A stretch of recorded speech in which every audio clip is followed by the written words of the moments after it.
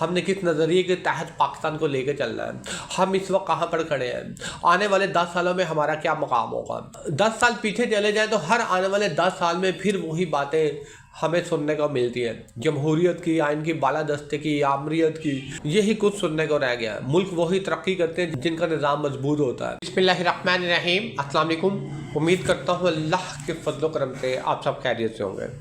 ملک کی مقبول ترین اور قدیم ترین سیاسی جماعت جو کہ یہ دعویٰ کرتی ہیں کہ اس ملک میں جمہوریت انہی کی وجہ سے ہے. جمہوریت کے لیے انہوں نے بے شمار قربانیاں دی ہیں, ساری زندگی جمہوریت کے لیے صرف کر دی, ساری زندگی جمہوریت کو لانے کے لیے انہوں نے تکالیف و مصائب کا سامنا کیا ہے.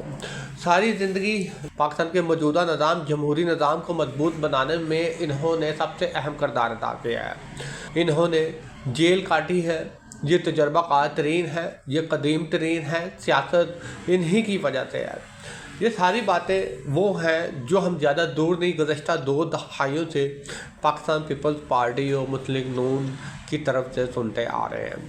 محترمہ بینظیر بھٹو کی شہادت کے بعد جب پاکستان پیپلز پارٹی کی حکومت آئی تو ہم وہاں پر دیکھتے تھے کہ ہر انٹرویو میں, ہر پریس کانفرنس میں پیپلز پارٹی کی حکومت کے نمائندگان آ کر کہتے تھے کہ جمہوریت کو کوئی نقصان نہیں ہونا چاہیے, جمہوریت کو نقصان ہو رہا ہے, ہم جمہوریت کو بچا رہے ہیں. اتنی زیادہ جمہوریت پر بات کی جاتی تھی جیسے ایسا محسوس ہونے لگتا تھا کہ جمہوریت کے لیے یہ لوگ کسی بھی حد تک جا سکتے ہیں. پھر دونوں پارٹیز کے درمیان چارٹر آف ڈیموکریسی بھی ہوا.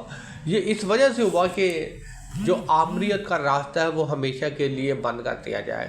اب جمہوریت مضبوط ہو گئی ہے, لیکن سوال یہ پیدا ہوتا ہے جس ملک میں الیکشن صاف و شفاف نہ ہوئے ہوں, جس ملک میں سیاستدانوں پر یہ الزامات لگتے ہوں کہ وہ ٹاؤٹ ہے, جس ملک میں سیاستدانوں کے کردار پر یہ دھبا ہو کہ وہ ووٹ کے ہیر پھیر سے آتے تھے, جمہوریت کیسی.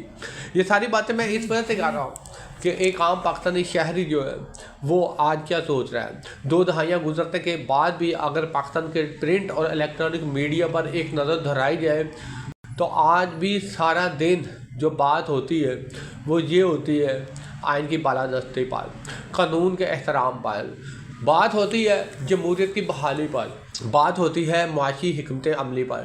یعنی کہ 70 سال گزر گئے, یہی چیزیں ہماری ڈیبیٹ کا حصہ ہیں.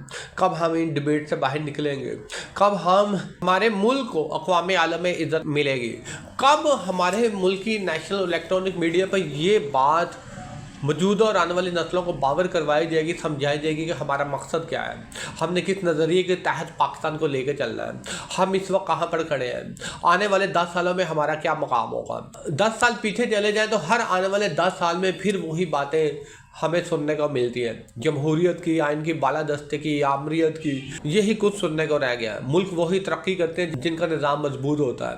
ملک وہی ترقی کرتے ہیں جس کی عوام کو جب بار بار ایک ہی آلات دہرایا جاتا ہے, سنایا جاتا ہے تو عوام سوال و جواب کرتے ہیں. وہ ان سے پوچھتی ہے کہ 70 سال وقت کہاں پہ لگایا ہے کہ آج بھی ہمیں یہ باتیں سننے کو مل رہی ہیں. شکریہ.